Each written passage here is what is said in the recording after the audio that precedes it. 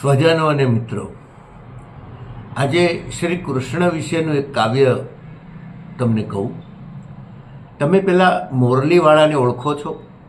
તમે પેલા મોરલીવાળાને ઓળખો છો?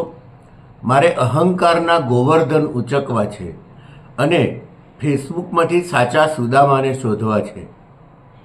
મારે અહંકારના ગોવર્ધન ઉચકવા છે અને ફેસબુકમાંથી સાચા સુદામાને શોધવા છે.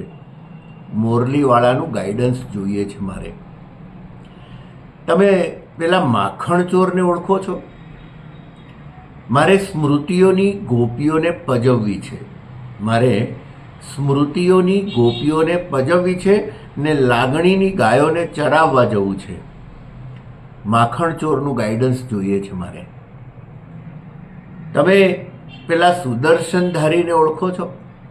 તમે પેલા સુદર્શનધારીને ઓળખો છો? મારે આતંકી જરાસંધોનો વધ કરવો છે ને ક્રોધરૂપી કુબ્જાનો ઉદ્ધાર કરવો છે. મારે આતંકી જરાસંધોનો વધ કરવો છે ને ક્રોધરૂપી કુબ્જાનો ઉદ્ધાર કરવો છે. સુદર્શનધારીનું ગાઈડન્સ જોઈએ છે મારે. તમે પેલા પીતાંબરધારીને ઓળખો છો? તમે પેલા પીતાંબરધારીને ઓળખો છો? મારે સદભાવની સુભદ્રાનું હરણ કરાવવું છે ને રાષ્ટ્રમાતા દ્રૌપદીના ચીર પુરાવવા છે. મારે સદભાવની સુભદ્રાનું હરણ કરાવવું છે ને રાષ્ટ્રમાતા દ્રૌપદીના ચીર પુરાવવા છે. પીતાંબરધારીનું ગાઈડન્સ જોઈએ છે મારે. તમે પેલા મોરપીંછવાળાને ઓળખો છો? તમે પેલા મોરપીંછવાળાને ઓળખો છો? મારે હિન્દુત્વના યુદ્ધમાં સારથીની જરૂર છે. મારે હિન્દુત્વના યુદ્ધમાં સારથીની જરૂર છે ને દુર્વૃત્તિઓના નાગનું દમન કરવું છે.